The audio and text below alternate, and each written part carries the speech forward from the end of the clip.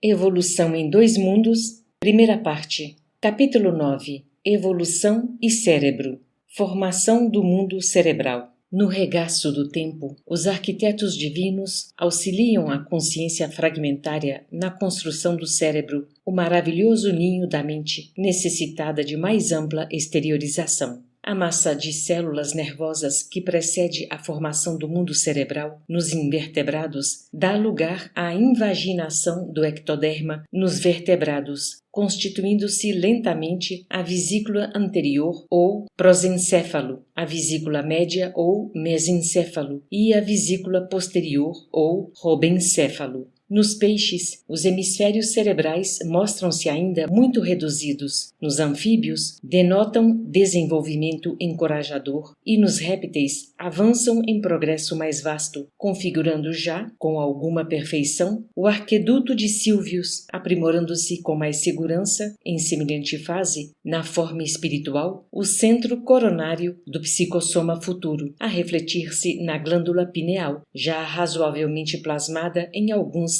lacertídeos, qual o rincocéfalo da Nova Zelândia, em que a epífise embrionária se prolonga até a região parietal, aí assumindo a feição de um olho com implementos característicos. Zoólogos respeitáveis consideram o mencionado aparelho como sendo um globo ocular abandonado pela natureza. Contudo, é aí que a epífise começa a consolidar-se por fulcro energético de sensações sutis para a tradução e seleção dos estados mentais diversos, nos mecanismos da reflexão e do pensamento, da meditação e do discernimento, prenunciando as operações da mediunidade, consciente ou inconsciente, pelas quais espíritos encarnados e desencarnados se consorciam uns com os outros na mesma faixa de vibrações para as grandes criações da ciência e da religião, da cultura e da arte, na jornada ascensional para Deus, quando não seja nas associações psíquicas de espécie inferior ou de natureza vulgar, em que as almas prisioneiras da provação ou da sombra se retratam reciprocamente.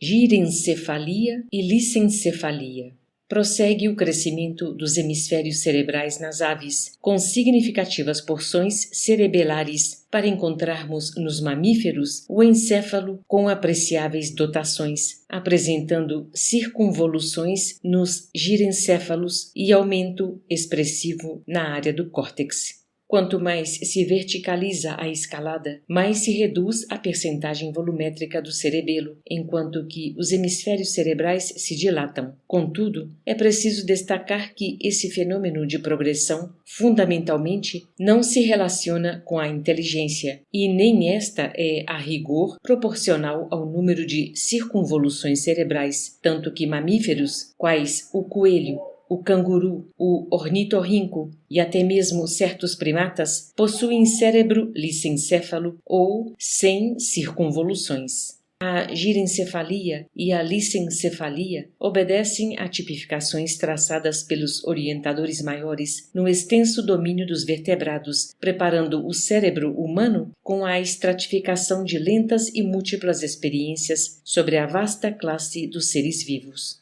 À maneira de tenras crianças, internadas em jardim de infância para aprendizados rudimentares, animais nobres desencarnados a se destacarem dos núcleos de evolução fisiopsíquica em que se agrupam por simbiose, acolhem a intervenção de instrutores celestes em regiões especiais, exercitando os centros nervosos. Fator de fixação. Os neurônios nascem e se renovam milhões de vezes no plano físico e no plano extrafísico, na estruturação de cérebros experimentais com mais vivos e mais amplos ingredientes do corpo espiritual, quando em função nos tecidos físicos, até que se ergam em unidades morfológicas definitivas do sistema nervoso. Demonstrando formação especialíssima, porquanto reproduz mais profundamente a tessitura das células psicossomáticas, o neurônio é toda uma usina microscópica constituído de um corpo celular com prolongamentos apresentando o núcleo, escassa cromatina e um nucleolo.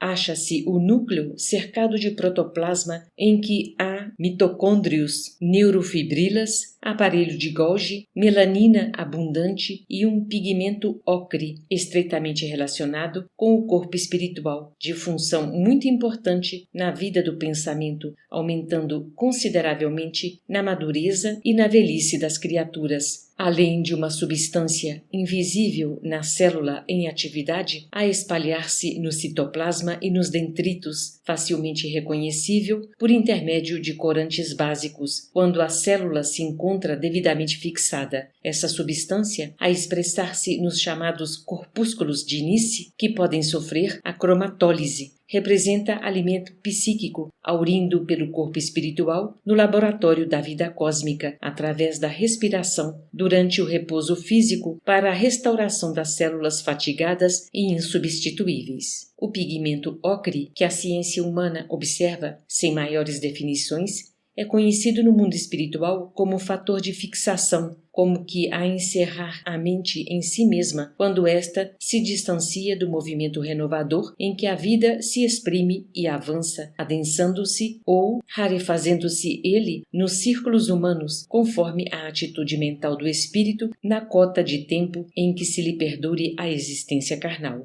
Reflexos tipos. Estabelecidos os centros nervosos em que se entrosam as forças fisiopsicossomáticas, os reflexos tipos são organizados no reino animal, fixando-se o reflexo de flexão, que consta da flexão de um membro atacado na superfície por estímulos de variadas origens. O reflexo fásico, que interessa a defesa própria na remoção de estímulos perniciosos. O reflexo miotático, a evidenciar-se na contração de um músculo quando responde à extensão de suas fibras. Os reflexos posturais diversos e os múltiplos reflexos segmentares e intersegmentares, com os arcos que lhes são característicos tanto na parte aferente como na eferente, preparando-se o veículo fisiopsicossomático do porvir em suas reações nervosas fundamentais. Através deles, o encéfalo, conservando consigo o centro coronário e o centro cerebral, registra excitações inúmeras para que as faculdades de percepção e seleção, atenção e escolha se consolidem.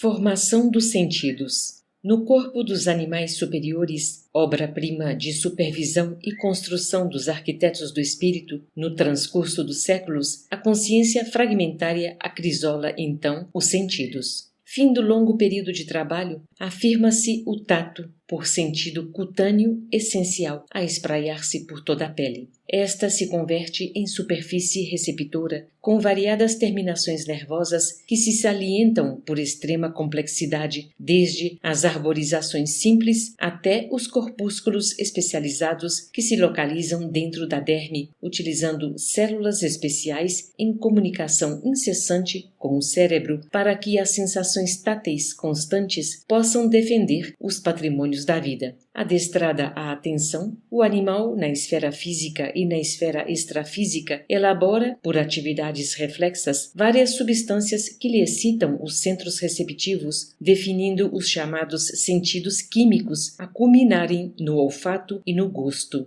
No epitélio olfatório, as células basais, as de sustentação e as olfativas, sobre as glândulas de Bowman, que se encarregam de fornecer o muco necessário à discriminação dos elementos odoríferos, operam a seleção das propriedades aromáticas das substâncias e, no dorso da língua, na epiglote, na face posterior da faringe, como no véu do paladar, os corpúsculos gustativos, guardando as células epiteliais de sustentação e as células gustativas, associados às pequenas glândulas salivares, fazem o registro das substâncias destinadas à nutrição. Visão e audição. O sentido da vista, admiravelmente fixado, passa a permitir a constituição das imagens dos objetos na retina segundo um sistema dióptrico particular, aperfeiçoando-se as células receptoras da luz, cujo impulso nervoso alcança as vias ópticas, transportando as imagens captadas até à profundez do cérebro, onde a mente incorpora as interpretações que lhe são próprias e analisa-as, plasmando observações para o arquivo da memória e da experiência. A audição, alicerçando-se em órgão complexo, consolida-se no ouvido interno, protegido pelo ouvido externo e pelo ouvido médio, em que o tubo coclear, a dividir-se em 3 compartimentos, vai encontrar as células evoluídas dos órgãos de corte e as fibras nervosas do acústico, encarregadas de transmitir as vibrações sonoras que atingem o ouvido médio em estímulos nervosos a saírem através do nervo auditivo na direção da mente, que realiza a seleção dos valores atinentes às sensações de tom, intensidade e timbre, estabelecendo em seu próprio favor vasta rede de reflexos condicionados com expressão decisiva em seu desenvolvimento.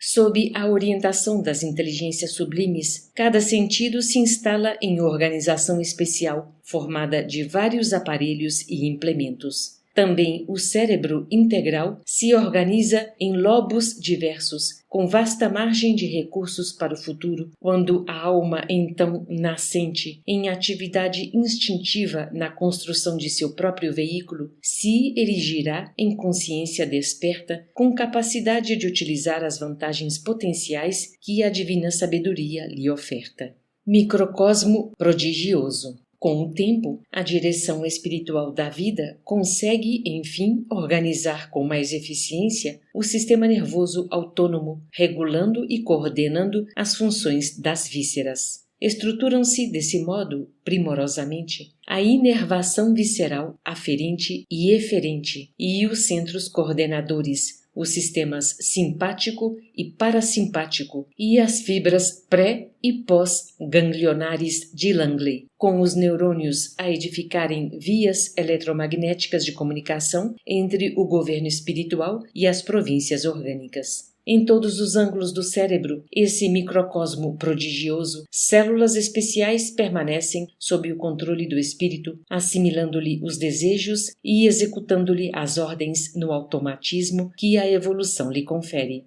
Desde o grupo tectobulbar das fibras pré-ganglionares, saindo com os pares cranianos, tecidas com neurônios no mesencéfalo, protuberância e bulbo, e incluindo os núcleos supraópticos, paraventriculares e a parede anterior do infundíbulo, até o grupo sacro, com neurônios localizados na medula sacra, nervos especiais funcionam como estações emissoras e receptoras, manipulando a energia mental projetada ou recolhida pela mente em ação constante nos domínios da sensação e da ideia, em conexões e trajetos que a ciência humana mal começa a perceber, atuando nos demais centros do corpo espiritual e nas zonas fisiológicas que os configuram no veículo somático através de circuitos reflexos. No diencéfalo, campo essencialmente sensitivo e vegetativo, parte das mais primitivas do sistema nervoso central, o centro coronário, por fulcro luminoso, entrosa-se com o centro cerebral a exprimir-se no córtex e em todos os mecanismos do mundo cerebral, e dessa junção de forças, o espírito encontra no cérebro